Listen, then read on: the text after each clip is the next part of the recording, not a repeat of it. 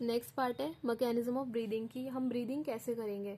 अब हमारी दो चीज़ें थी, इनहेलेशन एक्सहेलेशन। इनहेलेशन में क्या है, हमारी जो एटमॉस्फेरिक एयर है वो अंदर जाएगी, एटमॉस्फेरिक एयर ड्रॉज इन, और एक्सहेलेशन में उसका उल्टा होगा, एल्वियोलर एयर जो है वो बाहर जाएगी, CO2 रिच एयर।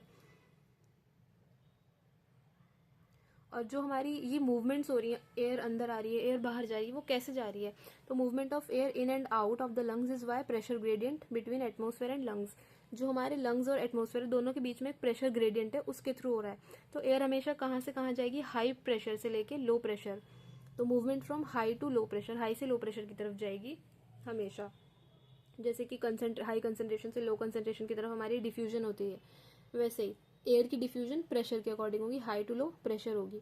और एक फॉर्मूला है प्रेशर वॉल्यूम का, इनवर्स रिलेशन वाला, प्रेशर जितना ज़्यादा होगा वॉल्यूम उतनी कम हो जाएगी, या फिर इसका उल्टा।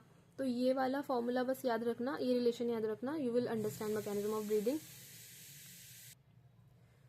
इंस्पिरेशन हमारी क्या कब होगी, इंस्पिरेशन कैसे होगी, हाई प्रेशर से लो प्रेशर की तरफ जाना है गैसेस को, तो जो अंदर का प्रेशर है वो कम होना चाहिए, और बाहर का प्रेशर, एटमॉस्फेयर वाला प्रेशर लंग्स के प्रेशर के कंपैरिजन में ज़्यादा होना चाहिए, तभी हो पाएगी।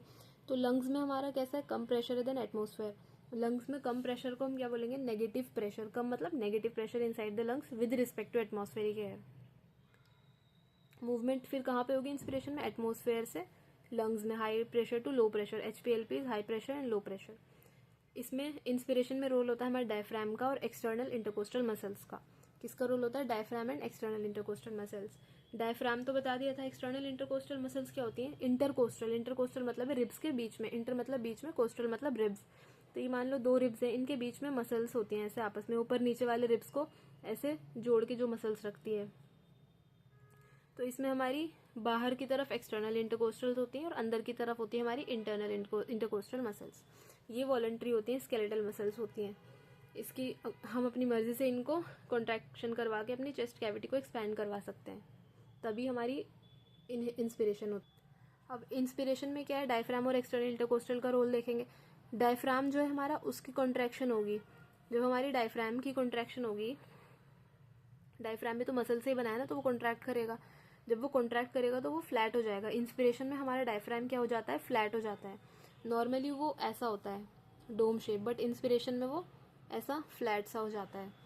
वो नीचे फोर्सफुली कॉन्ट्रैक्ट होने से वो नीचे जाएगा, जब भी तो चेस्ट कैविटी एक्सपैंड होगी, तो डायफ्राम हमारा फ्लैट बन जाएगा, नीचे चला जाएगा, जिसकी वजह से थोरैसिक कैविटी की वॉल्यूम बढ़ेगी। कौन से एक्सिस में बढ़ेगी, एंटेरो पोस्टीरियर, ऊपर नीचे वाले एक्सिस में, एंटेरो पोस्टीरियर एक्सिस में इसकी वॉल्यूम बढ़ेगी थोरैसिक कैविटी की। और जब एक्सटर्नल इंटरकोस्टल मसल्स कॉन्ट्रैक्ट होंगी, उसके कॉन्ट्रैक्शन से हमारी जो रिब्स हैं और स्टर्नम है वो लिफ्ट हो जाएंगी, वो उठ जाएंगी बाहर की तरफ, अपवर्ड्स, आगे की तरफ।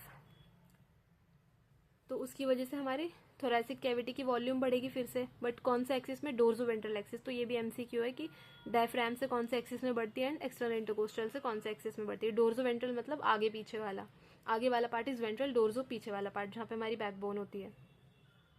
तो इन दोनों से वॉल्यूम बढ़ गई ओवरऑल। जब वॉल्यूम बढ़ गई पल्मोनरी कैविटी की, चेस्ट कैविटी की, तो प्रेशर क्या होगा, वॉल्यूम के उल्टा होता है। वॉल्यूम बढ़ने से प्रेशर कम हो जाएगा, तो जब प्रेशर कम हो गया तो बाहर से एयर अंदर आ जाएगी। एटमॉस्फेरिक एयर जो हाई प्रेशर पे, तो एयर बाहर से लंग्स की तरफ आ जाएगी, ये होगा हमारी इंस्पिरेशन में।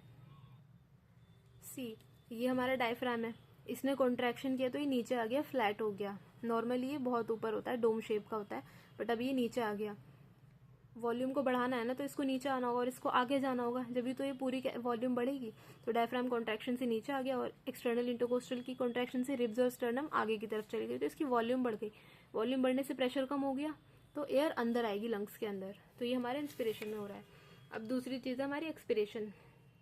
नॉर्मल एक्सपिरेशन जो होती है हमारी, वो ऐसी हो जाती है, किसी मसल का कोई रोल नहीं है यहाँ पे।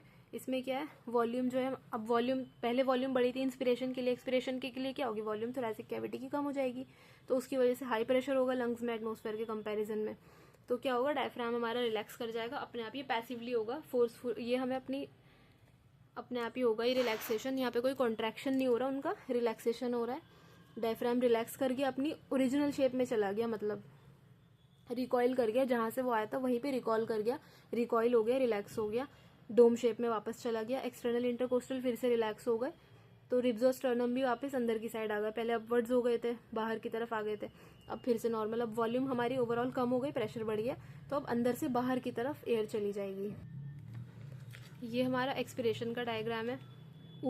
इंस्पिरेशन में क्या था, डायफ्राम नीचे आ गया था, इसमें वापस से ऊपर चला गया, बिल्कुल डोम शेप का हो गया, उसमें फ्लैट था, और रिब्स वापस अंदर की तरफ आएंगी, रिलैक्स करके अपनी ओरिजिनल पोजीशन पे आ रही है, तो इसकी वॉल्यूम कम होगी, प्रेशर बढ़ेगा तो हवा बाहर चली जाएगी वापस।